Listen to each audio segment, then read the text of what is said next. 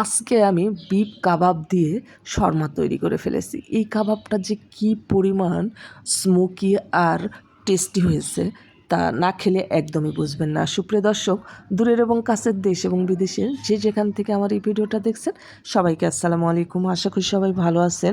আজ আমি আপনাদেরকে রান্না করে দেখাবো বিফ শর্মা রেসিপি। আশা করি ভিডিওটা আপনাদের ভালো লাগবে। আর ভিডিওটা যদি ভালো লাগে শুরু থেকে শেষ পর্যন্ত দেখি সুন্দর একটা গঠনমূলক কমেন্ট করার অনুরোধ রইল, সেই সঙ্গে ভিডিওটা কন্টিনিউ করার অনুরোধ রইল। চলুন তাহলে কথা না বাড়িয়ে আমরা মূল ভিডিওতে চলে যাই। সুপ্রিয় দর্শক, শর্মা তৈরি করার জন্য প্রথমেই লাগবে আমাদের শর্মার ডো। তো এর জন্য একটা পাত্রের মধ্যে নিয়ে নিয়েছি 3 কাপ ময়দা। আপনারা চাইলে আটা দিয়েও কিন্তু এই ডোটা তৈরি করে নিতে পারেন। এর মধ্যে দিয়ে দিচ্ছি 3 চামচ চিনি, সামান্য একটু লবণ দিয়ে শুকনো উপকরণগুলোকে মিশিয়ে নিয়েছি। এরপর দিয়ে দিচ্ছি 1 চামচের কম ইস্ট। এখন ইস্টটাকেও শুকনো উপকরণের সঙ্গে মিশিয়ে নিয়েছি। আর এখানে নিয়েছি হালকা কুসুম গরম পানি। পানিটা এমন তাপমাত্রার হতে হবে যেন আঙ্গুলটা কিছুক্ষণের জন্য চুবিয়ে রাখা যায়। এখন অল্প অল্প পানি দিয়ে একটা নরম সফট ডো তৈরি করে নেব। একবারে পানি দিতে যাবেন না, তাহলে কিন্তু ডোটা পাতলা হয়ে যেতে পারে। তাই অল্প অল্প পানি দিবেন। আর এই ময়দা কতটুকু পানি লাগবে এমনিতেই বুঝতে পারবেন। তো আমি 3 কাপ ময়দার জন্য 1 গ্লাস পানি নিয়েছিলাম, পুরোটাই লেগেছে। এখন ময়দাটাকে আমি হাত দিয়ে ভালো করে মথে নেব। তার আগে হাতে তেল লাগিয়ে নিলাম। আমি কিন্তু তেল আগে ইউজ করি নাই, পরে ইউজ করলাম।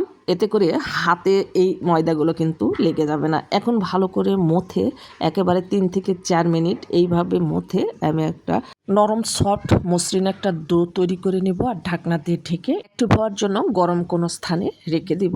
আর এই ফাঁকে আমি কাবাবগুলো ভেজে নেব। তো চুলায় একটা ফ্রাই প্যান বসিয়ে এর মধ্যে দিয়ে দিয়েছি ঘি।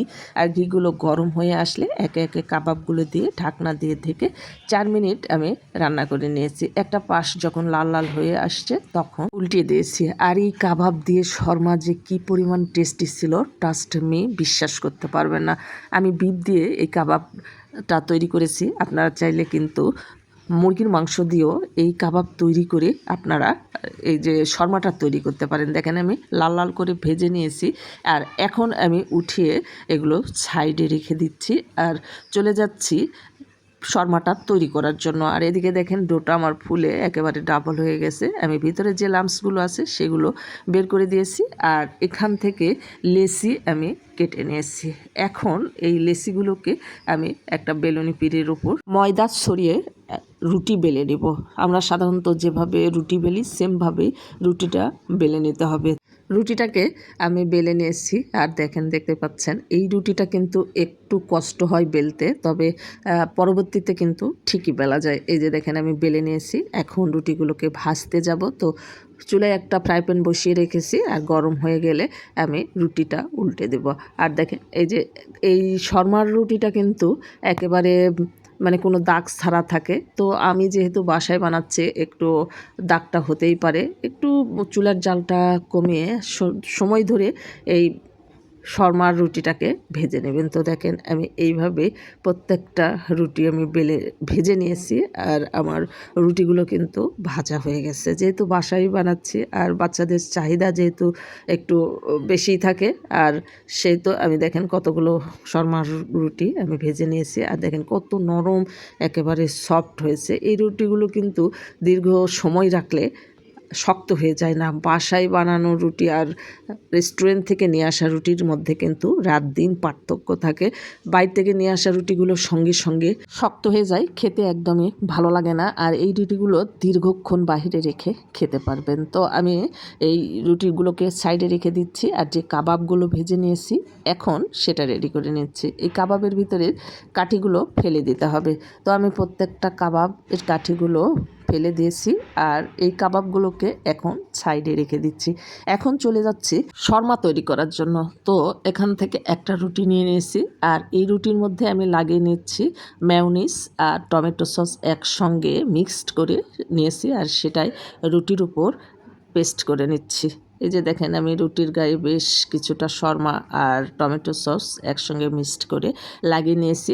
এখন দিয়ে দিচ্ছি কাবাব ভেঙে। আপনারা চাইলে আপনাদের পছন্দ মতো এটা গোটাও রাখতে পারেন কিংবা আমার মতো এরকম টুকরো করেও দিতে পারেন। এখন উপর দিয়ে ছড়িয়ে দিচ্ছি একটুখানি শসা আর দিয়ে দিচ্ছি একটুখানি গাজর কুচি। বাস আর কোনো কিচ্ছু দিতে হবে না, জাস্ট একটা সাইড থেকে রোল করে নিতে হবে। একটু চেপে রোল করবেন, তাহলে দেখবেন যে এটা আর খুলে যাবে না। তো দেখেন আমি একটু টাইট করে শর্মাটা পেঁচে নিয়েছি। এই যে রেডি হয়ে গেছে আমার মজাদার শর্মা। এটা শুধু এখন আপনারা জিপ পেপার অথবা ফয়েল পেপার দিয়ে কিন্তু এটা মুড়িয়ে আপনারা চাইলে বাচ্চাদের টিফিনে অথবা অফিসের কোনো লাঞ্চে বা কোথাও ঘুরতে গেলেন তখন কিন্তু এইভাবে তৈরি করে নিয়ে যেতে পারেন। তো আপনাদের সঙ্গে কথা বলতে বলতে আমার সবগুলো শর্মা একইভাবে আমি তৈরি করে নিয়েছি। আর দেখেন কতগুলো শর্মা তৈরি করে ফেলেছি।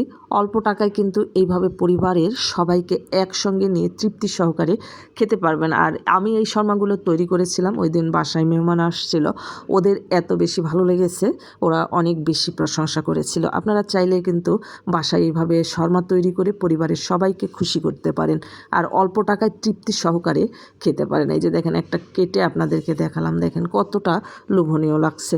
একদিন হলেও আপনারা আমার এই সেম রেসিপিগুলো হুবহু ফলো করবেন, ফলো করে রান্না করবেন। আমার প্রত্যেকটা রেসিপি এতটা টেস্টি আর ইয়ামি, আশা করি নিরাশ হবেন না।